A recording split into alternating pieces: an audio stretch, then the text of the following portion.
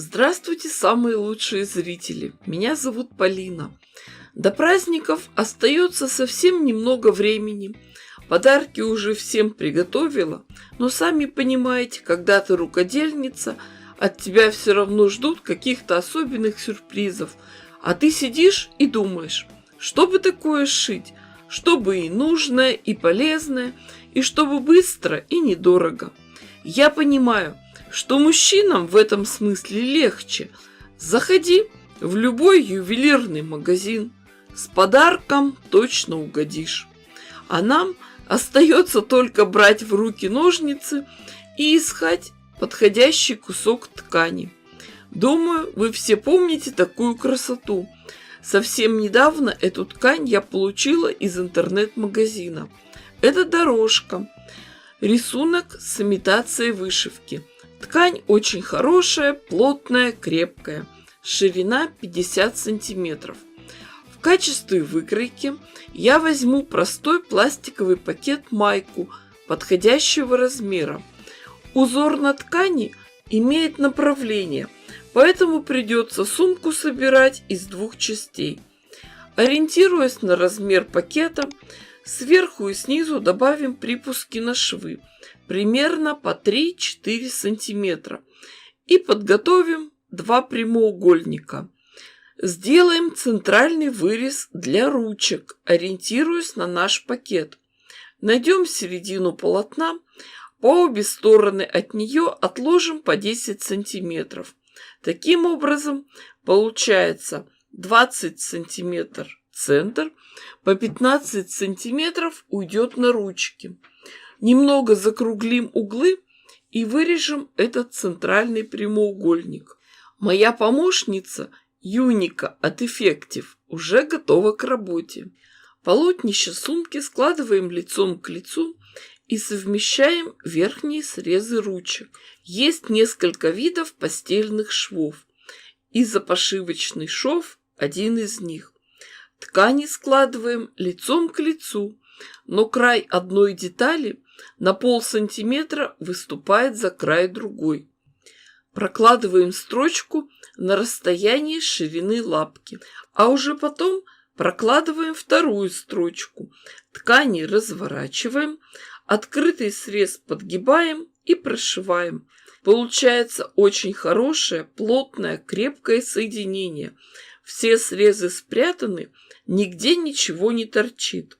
Все красиво и аккуратно, и с лицевой, и с изнаночной стороны. Лямки ручки готовы, но надо обработать эту внутреннюю рамку. Конечно, можно это сделать двойной подгибкой, но лучше всего обшить косой бейкой. В этом нет ничего сложного. После этого заготовку развернем, сложим лицом внутрь и прошьем боковые швы. Но, естественно, оставляем незашитым место для ручек. Чтобы не запутаться, лучше сразу сделать отметку в этом месте. То же самое делаем и с другой стороны. Сумка почти готова, только дна нет, бездонная. Чтобы сформировать дно, сделаем следующее. Сложим ручки вдоль, сформируем складку. Чтобы не запутаться, смотрите на пакет, он у вас перед глазами. А чтобы проверить, ровно ли вы все сложили, примерьте. Ширина сумки должна быть везде одинаковой, что вверху, что внизу.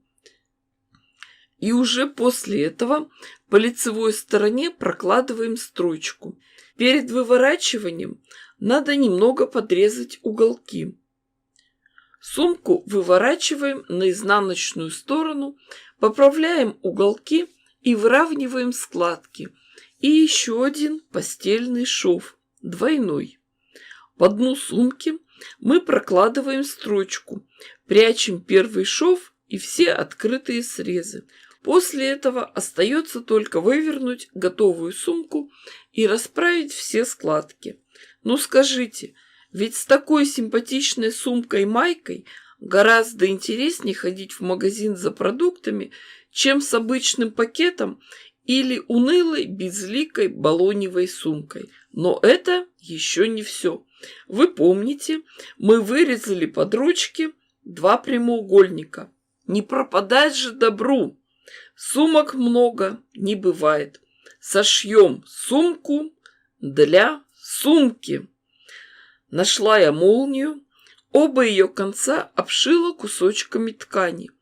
Эта хитрость нужна для того, чтобы молнию можно было потом легко вшить. Концы молнии после этого можно обрезать. Шить будем самую простую сумочку-косметичку-кошелек без подклада. Поэтому первым делом обработаем зигзагом открытые срезы в верхней части косметички, там, где будем пришивать молнию. Молнию накладываем лицом к лицу к верхнему срезу косметички и прокладываем строчку. После этого молнию отгибаем и отстрачиваем. Также пришиваем и вторую деталь. Теперь остается только сложить косметичку пополам, совместить срезы и проложить строчку. Но перед этим в боковой срез вложим петельку. Ура, ура! Все прошили, открытые срезы обработаем зигзагом. Сумочку-косметичку остается только вывернуть. Вообще, все это я шью по самой упрощенной технологии, без подкладки, чтобы наша сумка была легкой. И так из магазина идем нагруженными. Зачем добавлять лишний вес от дополнительной ткани? Дорожка сама по себе очень крепкая, и шили мы ее основательно. А в сложенном виде наша конструкция очень привлекательна. Для удобства добавим еще один элемент. Внутрь большой сумки вошьем небольшой хлястик, и к нему можно пришить кнопку. У меня кнопка крупновата, надо поискать. Где-то была маленькая кнопочка. Представьте, вы пришли в магазин налегке с такой сумкой-авоськой, а необходимые мелочи – кошелек, телефон, ключи – можно положить в эту маленькую сумочку, косметичку-кошелек, и пристегнуть ее внутри этой большой сумки. А дома выложили продукты, авоську сложили и убрали ее в маленькую сумочку. Красота? Да, вот такой круговорот сумок в природе. Я, конечно, понимаю, что мечта каждой женщины хоть раз в жизни с большой хозяйственной сумкой сходить не в продуктовый магазин, а в ювелирный. Так что, милые мои, 2 сумки у нас готовы. Выбирайте, какая вам больше по душе, и желаю вам, чтобы мечты сбывались.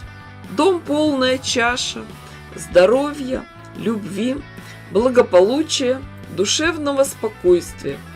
Заходите почаще на канал, всегда вам рада. Ставьте классы, пишите комментарии. С вами была Полина. Всем пока-пока и до скорых встреч!